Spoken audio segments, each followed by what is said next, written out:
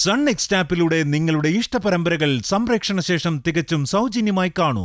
ഉടൻ sun next app download ചെയ്യൂ. എന്നെ കൊണ്ട് ആർക്കും ഒരു ബുദ്ധിമുട്ടും ഉണ്ടാവില്ലെന്ന് ഞാൻ പറഞ്ഞിട്ടില്ലേ? പക്ഷെ ഇന്ദ്രേട്ടൻ ഇവിടുന്ന് മാറിയ സ്ഥിതിക്ക് എന്റെ ആവശ്യങ്ങളൊക്കെ ആര് നടത്തി തരുമെന്ന് അമ്മ പറയണം. നിനക്കിപ്പോ പ്രത്യേകിച്ച് ആവശ്യങ്ങളൊന്നുമില്ലല്ലോ. നീ ആവശ്യം വരുമ്പോ പറ, അപ്പൊ നമുക്ക് നോക്കാം. ശരി, നാളെ എന്റെ കൂടെ ഏട്ടൻ കോളേജിൽ വരുമോ? പേരന്റ്സ് മീറ്റിംഗിൽ പങ്കെടുക്കാത്തവരെ സെപ്പറേറ്റ് ആയിട്ട് പ്രിൻസിപ്പലിനെ കാണണമെന്നാ പറഞ്ഞേക്കുന്നത്. എന്താ ഏട്ടൻ വരുമോ? എടി, നാളെ എനിക്ക് പറ്റത്തില്ല. വേറൊരു ദിവസം ഞാൻ വേണം വരാം. നാളെ എനിക്ക് അത്യാവശ്യമായിട്ട് ജോലിക്ക് പോയേ പറ്റൂ.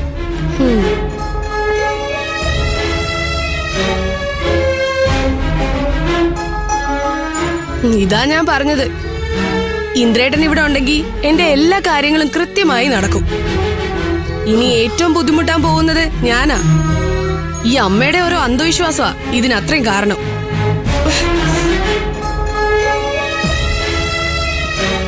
ഈ എട്ടും പൊട്ടും തിരിയാത്ത പെണ്ണ് പലതും പറയും. നീ അമ്മയെ നോക്കണമെന്ന് പറഞ്ഞപ്പോ അവൾക്ക് പെട്ടെന്ന് തലക്കനം കൂടി.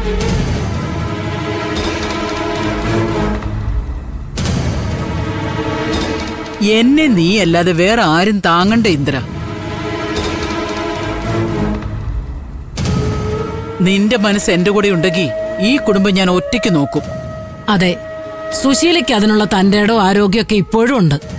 മാറി താമസിക്കുമ്പോഴും സ്വന്തം കുടുംബത്തോടുള്ള ഉത്തരവാദിത്വം നീ കാണിച്ചാൽ മാത്രം മതി ഇന്ദ്ര. അതൊക്കെ ഞാൻ ചെയ്യും ഭാനുമേ. ഞാൻ ഇവിടുന്ന് പോയതിന്റെ ഒരു വിഷമവും അമ്മയ്ക്കുണ്ടാവരുത്. ഇനി അതൊക്കെ നോക്കേണ്ടത് ഭാനുമയും സത്യനും കൂടിയാ. എന്റെ ഏട്ടാ, ഇതൊക്കെ കുറച്ച് കൂടുതലാ കേട്ടോ. ഏട്ടൻ ഗൾഫിലോട്ടൊന്നും അല്ലല്ലോ പോകുന്നത്. ഇവിടുന്ന് വേറെ 4 കിലോമീറ്റർ അപ്പുറത്തല്ലേ? അതെ,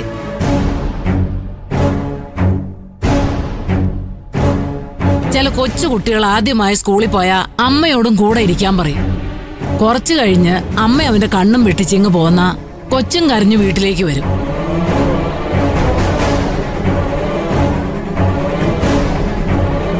അതുപോലെ ആയിപ്പോയല്ലോ ഇന്ദ്ര ഇന്നത്തെ നിന്റെ പ്രവൃത്തി. ഒരു വീട്ടിൽ ആദ്യമായി താമസം തുടങ്ങിയിട്ട് നീ ഇന്ന് അവിടുന്ന് ഒരു നേരത്തെ ആഹാരമെങ്കിലും കഴിച്ചോ?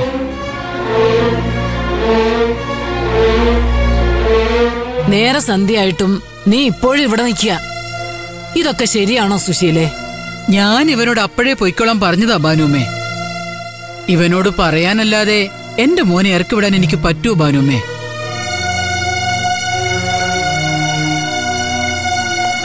മോനെ ഇന്ദ്ര, നീ വേഗം പൊയ്ക്കോ. ഇനിയും താമസിച്ച എല്ലാവരും എന്നെയാവും കുറ്റപ്പെടുത്തുക. അല്ലെങ്കിലും മനസാക്ഷിയില്ലാത്തോളന്നൊരു പേര് എനിക്കുണ്ട്. മോൻ വേഗം പൊയ്ക്കോ. പോവാമ്മേ, പോയല്ലേ പറ്റൂ. സത്യ, 4 കിലോമീറ്റർ അപ്പുറത്താ ഞാനുള്ളെന്നുള്ളത് സത്യം തന്നെയാ. പക്ഷേ നമ്മുടെ അമ്മ നമ്മളെ ഇതുവരെ വളർത്തിയത് നെഞ്ചോട് ചേർത്ത് പിടിച്ച.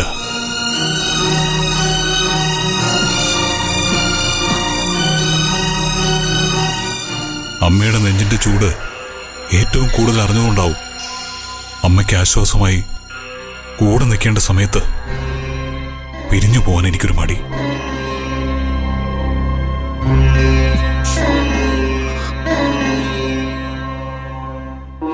ശരി, അപ്പൊ ഞാൻ ഇറങ്ങോ?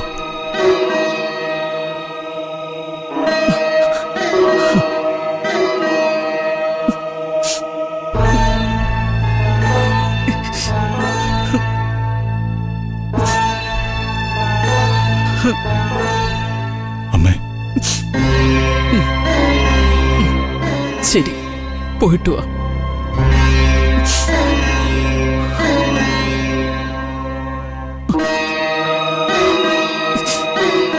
പോയിട്ട് വാ.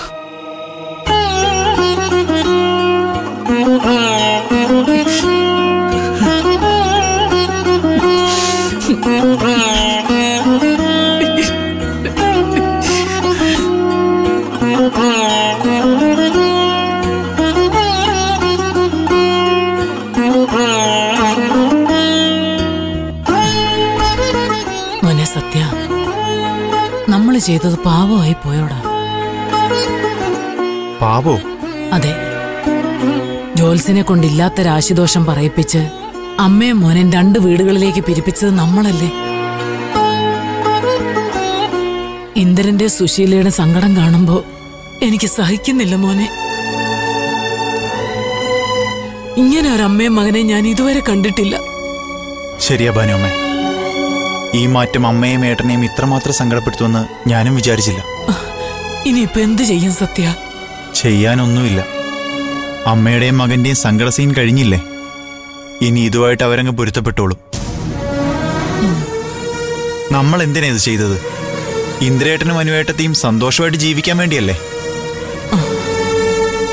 ഒരുപാട് കാലം ഒരുമിച്ച് ജീവിക്കേണ്ട അവരുടെ സന്തോഷത്തിനു വേണ്ടി ഇന്ന് കണ്ട ഈ സങ്കടം നമുക്ക് മറന്നു കളയാം ഭാനുമ്മേ. ശരിയാ, ജീവിച്ചു തുടങ്ങിയിട്ടില്ലാത്തവർ ജീവിക്കട്ടെ. ജീവിതം തീരാറായവർ അവർക്ക് വേണ്ടി ഇച്ചിരി സങ്കടപ്പെട്ടാലും കുഴപ്പമില്ല.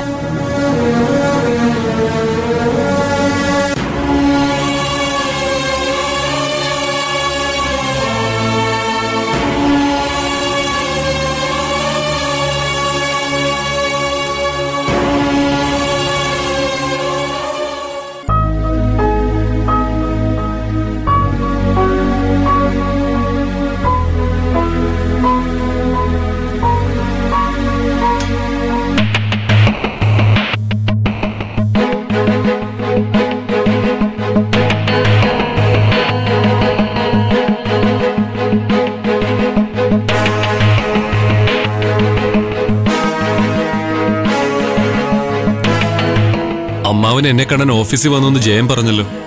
ആ വന്നിരുന്നു. എന്നിട്ട് അമ്മാവൻ എങ്ങോട്ടാ പോയത്? തിരിച്ചു വരുമെന്ന് ജയനോട് പറഞ്ഞിട്ട് പിന്നെ അമ്മാവനെ അങ്ങോട്ട് കണ്ടില്ലല്ലോ. പക്ഷേ ഞാൻ നിന്നെ കണ്ടിരുന്നു. നീ കാറിൽ വന്നിറങ്ങുന്നത് കണ്ടിട്ടാ ഞാൻ തിരിച്ചു വന്നത്.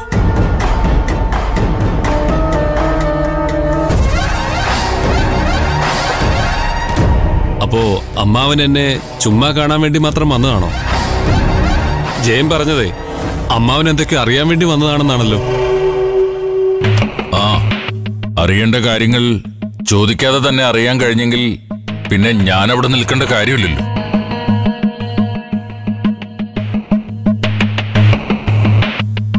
അച്ഛൻ രഘുവേട്ടനെ കാണാൻ പോയ കാര്യം എന്നോട് പറഞ്ഞില്ലല്ലോ. ഞാൻ അതുവഴി പോയപ്പോ വെറുതെ ഒന്ന് കേറിത മോളെ.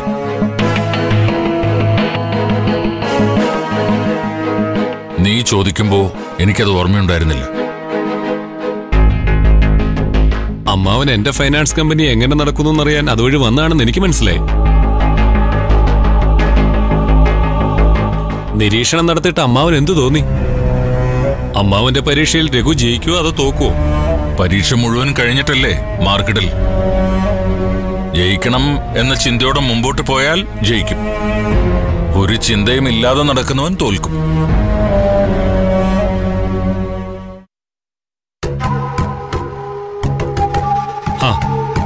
നിന്നോടൊരു കാര്യം ചോദിക്കാൻ വേണ്ടിയാ ഞാനിന്ന് കുറെ നേരത്തെ വന്നത്. എന്ത് കാര്യം രഘുവേട്ട? നീ ഇന്ന് ജോലിക്ക് പോയില്ലല്ലേ?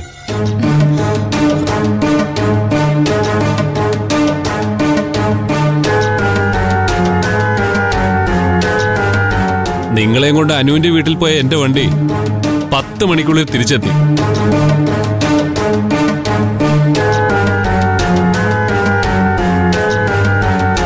മഞ്ചാടി മോള് കൃത്യസമയത്ത് തന്നെ സ്കൂളിൽ എത്തില്ലോ അല്ലേ?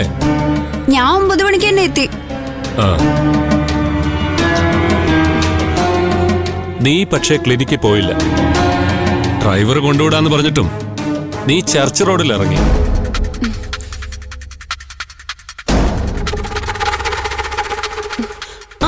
അതെ, അതിനെന്താ? എനിക്ക് എന്റെ ഫോൺ റീചാർജ് ചെയ്യണമായിരുന്നു. അതുവരെ ഡ്രൈവറെ വെയിറ്റ് ചെയ്യിപ്പിക്കണ്ടെന്ന് വിചാരിച്ച് ഞാൻ അയാളെ വിട്ടു.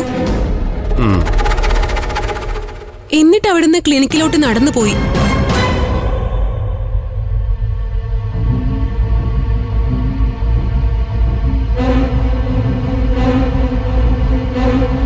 നീ എന്താ രഘു ദേ ഒരുമാതിരി പോലീസ് മുറിയിൽ ചോദ്യം ചെയ്യുന്നത്? കാര്യം എന്താണെന്ന് വെച്ചാൽ അത് നേരായ വഴിക്ക് തന്നെ ചോദിച്ചൂടെ? അമ്മാവൻ എന്നോട് അങ്ങനെ അല്ലല്ലോ ചോദിക്കുന്നത്.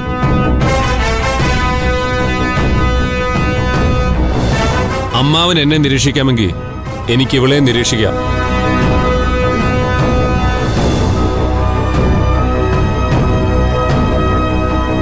ചർച്ച് റോഡിൽ ഇറങ്ങി ക്ലിനിക്കിലേക്ക് പോയ ഇവളെ കൃത്യം 11 മണിക്ക് ഞാനൊരു പയ്യന്റെ ബൈക്കിന് പിറകിൽ കണ്ടു.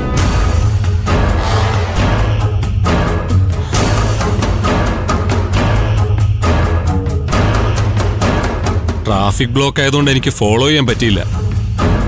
സത്യം പറതയാ, ആരാവൻ?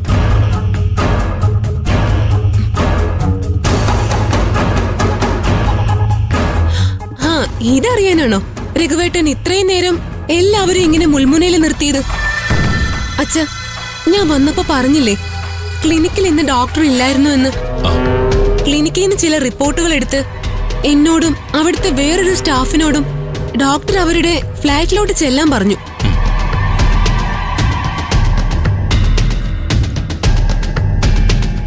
ക്ലിനിക്കിൽ പുതിയതായിട്ട് വന്ന മെയിൽ നഴ്സിന് ബൈക്ക് ഉള്ളതുകൊണ്ട് ഞാൻ ആ ചേട്ടന്റെ കൂടെ പോയി. അതായിരിക്കും രഘുവേട്ടൻ കണ്ടത്. ഏയ്, നീ ചുമ്മാ കള്ളം പറഞ്ഞ് രക്ഷപ്പെടാൻ നോക്കല്ലേ ദയാ. അമ്മവ, ഇവള് പറയുന്ന വിശ്വസിക്കരുത്. ആ പയ്യൻ ആരാന്ന് ഞാൻ കണ്ടുപിടിച്ചു തരാം. മതി, നിർത്ത്.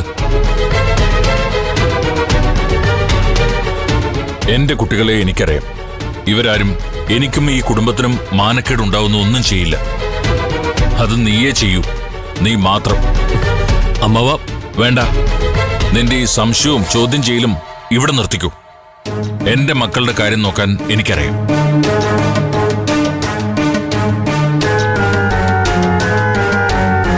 നിനക്ക് അതിനുള്ള യോഗ്യത ഉണ്ടെന്ന് ഇപ്പൊ എനിക്ക് തോന്നുന്നില്ല.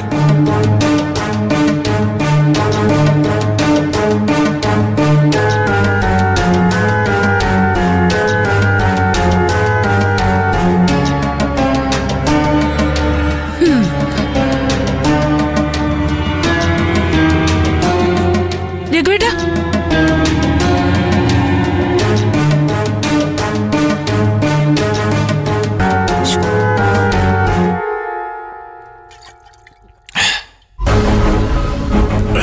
ഒന്ന് പോടാ. നീ എന്നോട് കള്ളം പറയാ. എത്ര കാലമായി നിന്നെ കാണാൻ തുടങ്ങിയിട്ട്. മെറിനെ പോലൊരുത്തിയെ കൊണ്ട് അമ്മ വേഷം കെട്ടിച്ചിട്ട് നിനക്ക് ദയെ തൊടാൻ പോലും പറ്റിയില്ലെന്ന് പറഞ്ഞാ ഞാനത് വിശ്വസിക്കണോ? അല്ലേ? എടാ, ഞാൻ പറഞ്ഞ സത്യവാ. ദയ ഞാൻ ഉദ്ദേശിച്ചാലും ബോൾഡാ. അവളെ അങ്ങനെ എളുപ്പത്തിൽ വീഴ്ത്താൻ പറ്റില്ല. ഇത്തവണ അവളെന്റെ കയ്യിൽ നിന്ന് രക്ഷപ്പെട്ടു. എന്നുവെച്ചാ പഴയതുപോലെ ദയ വീണ്ടും നീയുമായിട്ട് തെറ്റിപ്പിരിഞ്ഞോ? ഇല്ല, ഭാഗ്യത്തിന് ഇത്തവണ അതും ഉണ്ടായില്ല. മെറിന്റെ അമ്മവേഷം എന്നെ അതിൽ നിന്ന് രക്ഷിച്ചു. എന്താ സംഭവിച്ചെന്ന് നീ ഒന്ന് വിശദമായിട്ട് പറയടാ. നീ പരമാവധി ട്രൈ ചെയ്ത് കാണുമെന്ന് എനിക്കറിയാം. അവള് രക്ഷപ്പെട്ട ആ സിറ്റുവേഷൻ എങ്ങനെയാന്ന് നീ ഒന്ന് എക്സ്പ്ലെയിൻ ചെയ്യ്. ഞാനൊന്ന് കേൾക്കട്ടെ. ഞാൻ അവളെ എന്റെ ബെഡ്റൂം ആണെന്നും പറഞ്ഞ് മെറിന്റെ വീട്ടിലെ ബെഡ്റൂമിൽ കൊണ്ടുപോയി. അവിടെ വെച്ചെങ്കിലും അവളെ എന്റെ ഇഷ്ടത്തിന് വഴങ്ങുന്ന ഞാൻ വിചാരിച്ചത്. പക്ഷേ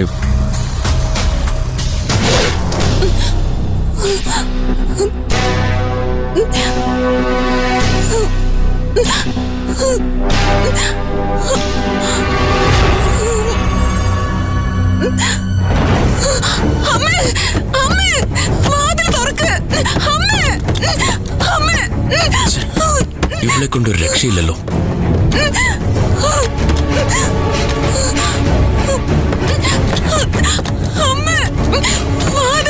എന്താ ഇത്? എന്താ നീ കാണിക്കുന്നേ? നീ ശബ്ദം ഉണ്ടാക്കുന്ന കേട്ടോ ഞാൻ നിന്നെ ഇതിനകത്തിട്ട് പീഡിപ്പിക്കാണെന്ന് തോന്നുമല്ലോ. ഈ വാതിൽ എങ്ങനെയാ നന്ദു ലോക്കായത്? പുറത്തുനിന്ന് ആരെങ്കിലും ലോക്ക് ചെയ്താണോ? നീ എന്താ ദേയി പറയുന്നേ? പുറത്ത് അമ്മയല്ലാതെ വേറെ ആരാ ഉള്ളത്?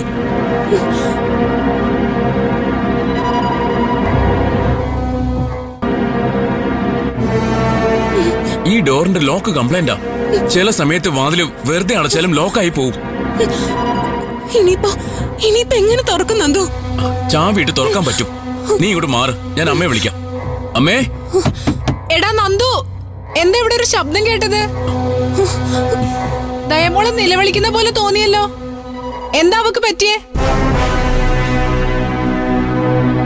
കണ്ടില്ലേ, ഇതിനാ നീ ഇങ്ങനെ ബഹളം വെച്ചത്. നന്ദു, വാതിൽ തുറക്കടാ. എന്റെ അമ്മേ, ഡോർ ലോക്കായി പോയിരിക്ക. അമ്മ തന്നെ ഒന്ന് മനസ്സ് വെക്കണം ഇത് തുറക്കാൻ. ചാവി ഇതിന്റെ മോളിൽ തന്നെ ഇല്ലേ? ആ ഉണ്ട്, ഞാൻ നോക്കാം. ആ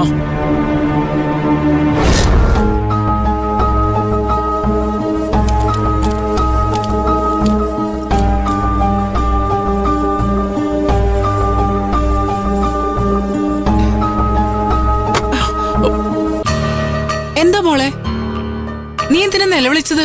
ഇവൻ നിന്നെ വല്ലതും ചെയ്തോ? എടാ, നീ എന്നെ പറയിപ്പിക്കുമല്ലേ? ഇല്ലമ്മേ, നന്ദു എന്നെ ഒന്നും ചെയ്തില്ല. ഞാൻ ഡോറ് ലോക്കായതുകൊണ്ടൊന്ന് പേടിച്ചു പോയതാ. അതൊന്നുമല്ല, നിന്റെ മുഖം കണ്ട എനിക്ക് അറിഞ്ഞൂടെ? ഡാ നന്ദു, ഇതിനാണോ നീ ഈ കൊച്ചിനെ ഇങ്ങോട്ട് കൂട്ടിക്കൊണ്ടു വന്നേ? നീ ഇത്തരക്കാരനാണോടാ? അയ്യോ അമ്മേ, ഞാനൊന്നും ചെയ്തില്ലെന്ന് ദയ തന്നെ പറഞ്ഞില്ലേ?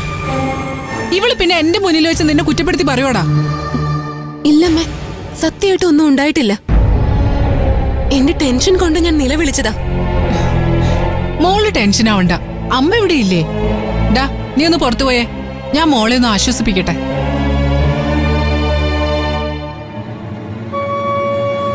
ശരി, അവസാനം അമ്മായിയമ്മയും മരുമോളും അകത്തും മകൻ പുറത്തും. ശരി, മോൾ ഇങ്ങോട്ട് ഇരിക്കേ. എന്റെ മോൻ അത്ര നല്ലവനാണെന്നൊന്നും ഞാൻ പറയില്ല. ഇപ്പോഴത്തെ ചെറുപ്പക്കാരല്ലേ, അല്ലറ ചില്ലറ വികൃതികളൊക്കെ എല്ലാവരിലും കാണും.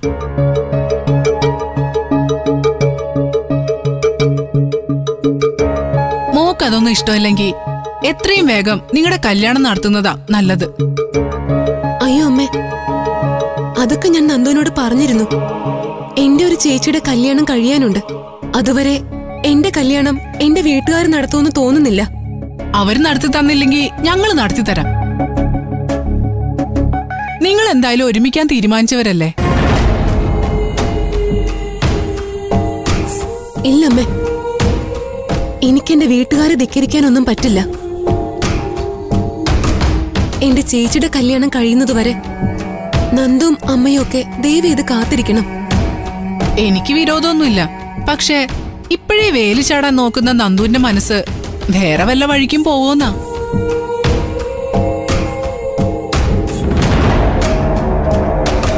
അല്ലെങ്കിൽ പിന്നെ അവനെ എപ്പോഴും കൂടെ നിർത്താനുള്ള മിടുക്ക് നിനക്കുണ്ടാവണം.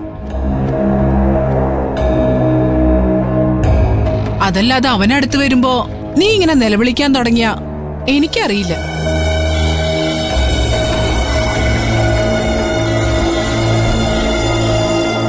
മോളിരിക്കെ, അമ്മ ചായ ഇങ്ങോട്ട് കൊണ്ടുവരാം. അമ്മേ, ഞാനും വരുന്നു. ചായ നമുക്ക് ഹാളിലിരുന്ന് കുടിക്കാം. വെറുതെ അമ്മ ഇങ്ങോട്ട് കൊണ്ടുവന്ന് ബുദ്ധിമുട്ടണ്ട. എന്നാ ശരി, വാ.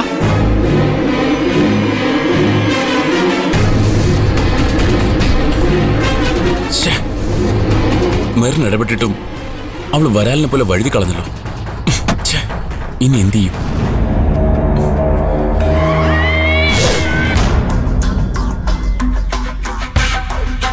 എടാ നന്ദു, എന്നാ നിന്നോട് ഞാനൊരു കാര്യം പറയട്ടെ. ദേ, നീ മറന്നേക്ക്. അവളുടെ പുറകെ നടന്നിട്ട് നിനക്കിനി ഒരു ഗുണം ഉണ്ടാവാൻ പോകുന്നില്ല. ഇനി നിന്റെ ഭാഗത്ത് നിന്ന് ഇങ്ങനൊരു നീക്കം ഉണ്ടായ അവള് ചിലപ്പോ നിന്നെ പിടിച്ച് പോലീസിൽ ഏൽപ്പിക്കാനും മതി. ഒന്ന് നിർത്തറ. എന്റെ ജീവൻ പണയം വെച്ചിട്ടാ അവളെ ഞാൻ തിരിച്ചു പിടിച്ചത്. ഇനി എന്റെ കാര്യം സാധിക്കാതെ ഞാൻ അവളെ വിട്ടാ അത് നന്ദുവിന്റെ ജീവിതത്തിലെ ഏറ്റവും വലിയ തോൽവിയായിരിക്കും. അതിന് മാത്രം അവൾ ആരാ നന്ദു? നീ എത്ര പെമ്പിളരെ കണ്ടിട്ടുള്ളതാ? ഈ ദയെ പോലൊരു പെണ്ണിന് വേണ്ടി ഇത്ര റിസ്ക് എടുക്കണമെന്നാ ഇപ്പോഴും എന്റെ ചോദ്യം. കിട്ടാത്ത മുന്തിരിക്ക് മധുരം കൂടും കിഷോറെ. എത്ര കാത്തിരിക്കേണ്ടി വന്നാലും ഇനി ഇത് കഴിഞ്ഞ് നന്ദു വേറൊന്നിലേക്കുള്ളൂ. ഇന്നല്ലെങ്കിൽ നാളെ എന്റെ മുന്നിൽ വന്ന് മുട്ടുകുത്തേണ്ട സാഹചര്യം അവൾക്കുണ്ടാവും. ഇല്ലെങ്കിൽ ഉണ്ടാക്കൂ ഈ നന്ദു. അമ്പുകൊണ്ട കിളിയെപ്പോലെ ദേ എന്റെ മുമ്പിലേക്ക് വന്ന് വീഴുന്നത് താമസിക്കാതെ നിനക്ക് കാണാം കിഷോറെ. കാണിച്ചു തരാം ഞാൻ.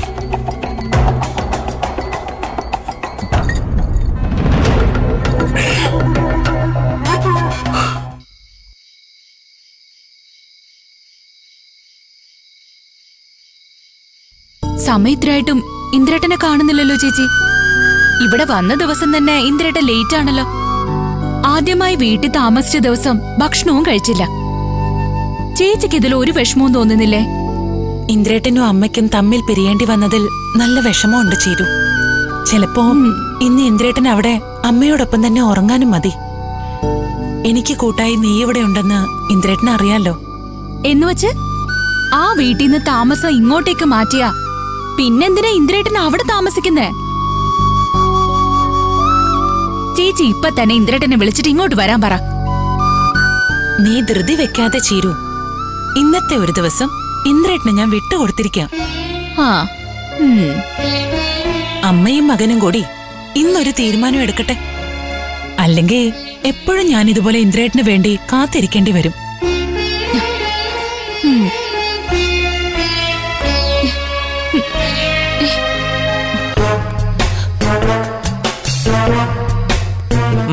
എന്താ രണ്ടാളും ഇവിടെ നിൽക്കുന്നേ? ഉറക്കൊന്നുമില്ലേ?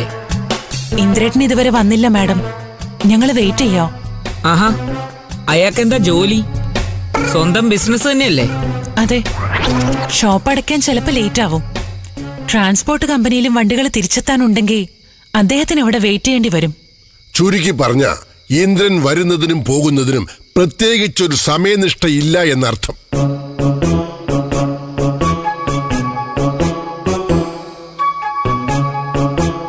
അത് ശരിയാവില്ലല്ലോ. രാത്രി 10 മണി കഴിഞ്ഞ ഈ കോമ്പൗണ്ടിനകത്തെ ഗേറ്റ് ഞങ്ങൾ അങ്ങ് പൂട്ടും. ഇപ്പൊ ഞങ്ങൾ അതിനാ പോണത്. അപ്പോ 10 മണി കഴിഞ്ഞാ ഇതിനകത്തോട്ട് കേറാൻ പറ്റില്ലേ? കേറാം. വണ്ടി വെളിയിൽ വെച്ചിട്ട് ഗേറ്റ് ചാടിക്കടന്ന് കേറേണ്ടി വരും.